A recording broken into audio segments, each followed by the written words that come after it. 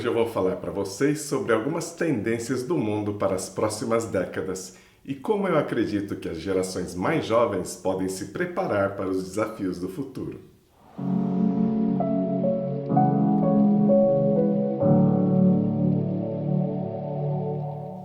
Em primeiro lugar, eu creio que a mudança mudou. Há uns 10 anos atrás eu li um livro chamado Desta Vez é Diferente, de Carmen Reinhardt e Kenneth Rogoff. O livro é um estudo impressionante de 800 anos de crises financeiras. E a tese principal do livro é que, embora as pessoas sempre achem que a crise do momento é diferente, na verdade, os números mostraram que não. Sempre havia padrões que se repetiam em ciclos. Só que quando surgiu a pandemia, um dos autores do livro disse em uma entrevista que ficou perplexo com a amplitude dos impactos dessa crise, basicamente dizendo que desta vez é sim diferente. A pandemia talvez tenha sido a primeira vez em que verdadeiramente ficou claro que o futuro não é mais como era antigamente. E isso faz sentido para mim, porque o padrão de aceleração de mudanças em todas as áreas agora é exponencial. Mudanças climáticas, avanços da tecnologia, mudanças sociais, tudo isso gera turbulências, tudo está mais imprevisível. Eu vou citar alguns exemplos. O desenvolvimento da inteligência artificial irá tornar irrelevantes muitos empregos humanos, talvez em uma escala nunca antes vista.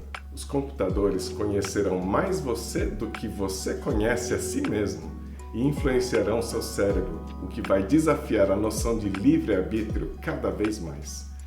Aquele anúncio que surge na sua tela exatamente com o produto que você deseja é só uma amostra do que vem pela frente. Talvez seja inevitável que empresas e governos conheçam você melhor do que você mesmo se conhece.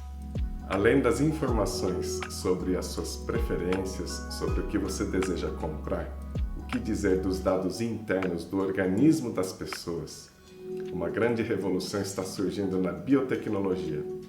Imagine obter dados biométricos não invasivos, só com imagem. Imagine a detecção de problemas muito antes dos diagnósticos atuais.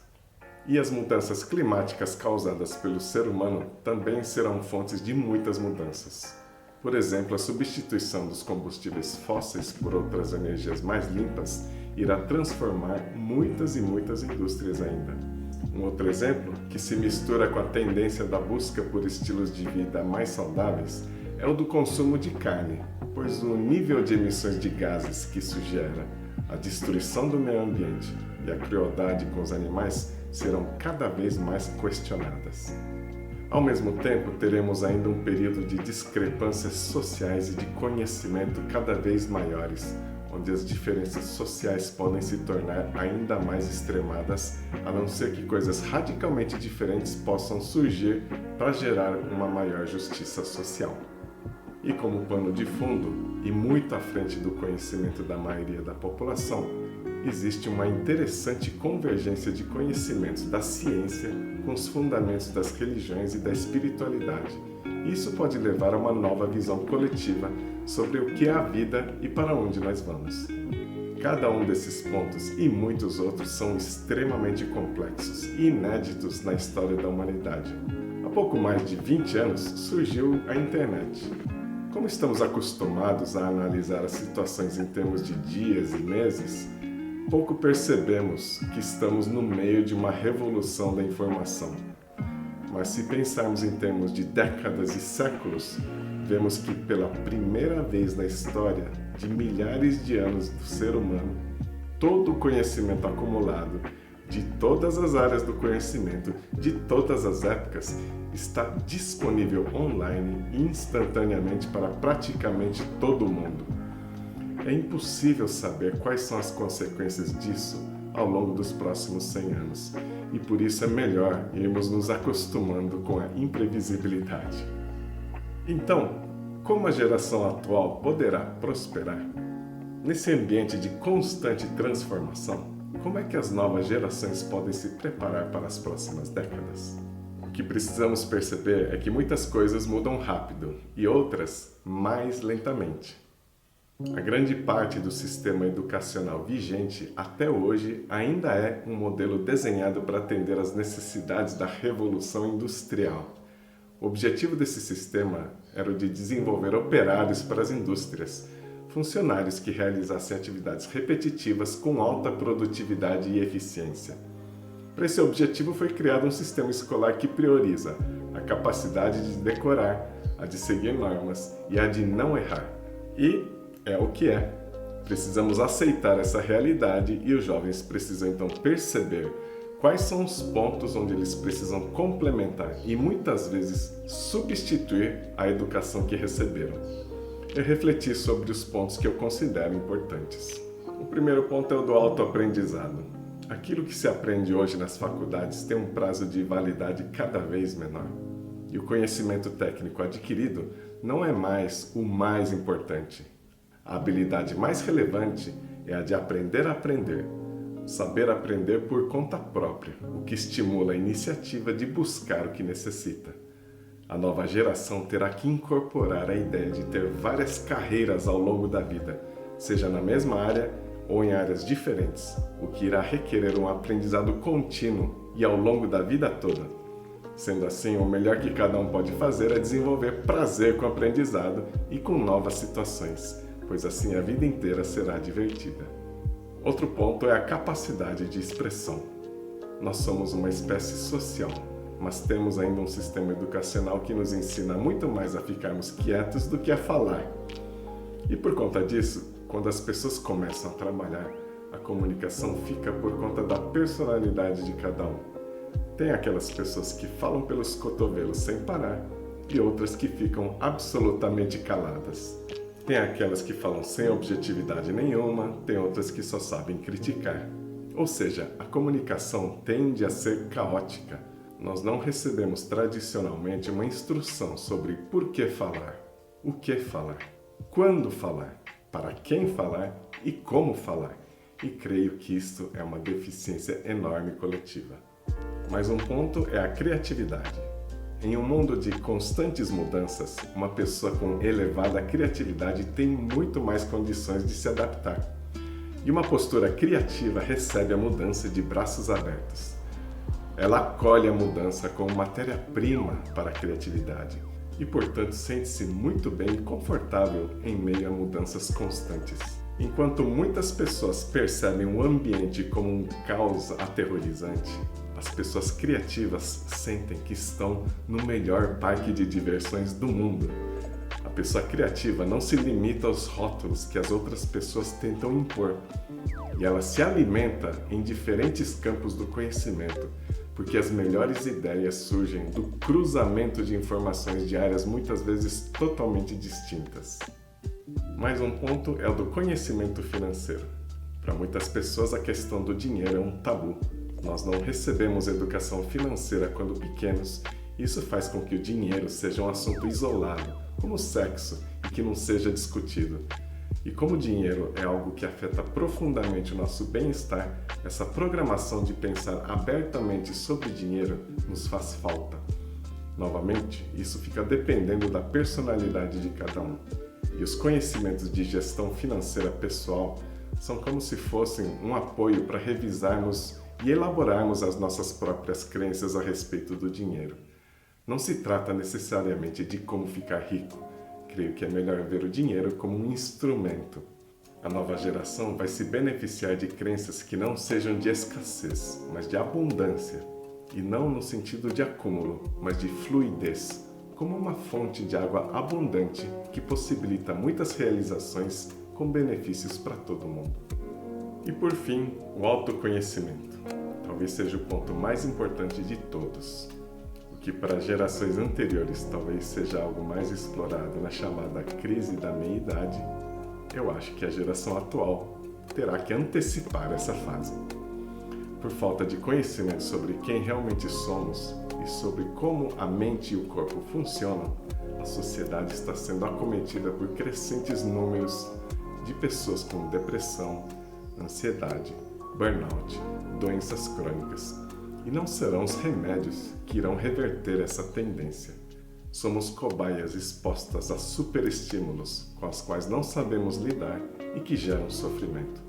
Os estados de sofrimento são fundamentalmente autocentrados, dominados pelo ego e pelo medo, e de onde derivam sentimentos de solidão e a ilusão de que temos existência separada do resto. Sem controle sobre os nossos estados mentais, ficamos à mercê do ambiente e das situações que se apresentam nas nossas vidas. É fundamental saber zelar pelo nosso estado interno, nossas emoções, nossos pensamentos, pois somente com esse domínio realizaremos o melhor para o nosso corpo e para a nossa mente. É com este autoconhecimento que experienciamos que estamos todos conectados. É por aí que poderemos resgatar o nosso senso tribal de coletividade.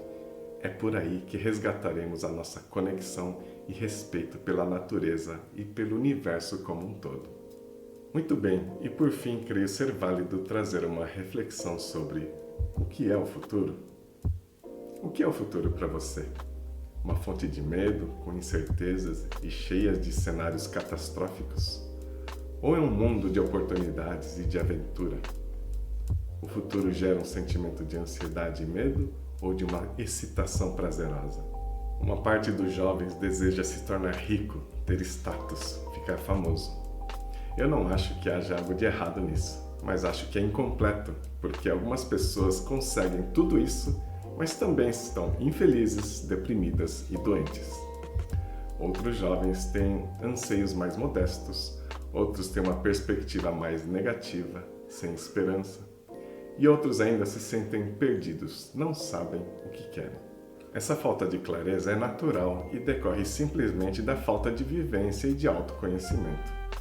E considerando essa possibilidade de ter várias fases e tipos de carreira, eu sugiro que, em vez de buscar definir os caminhos logo de cara, que se aposte na diversidade das experiências e em trabalhos e projetos que agregarão novos conhecimentos, novos relacionamentos e novas situações que poderão ser mais úteis lá na frente.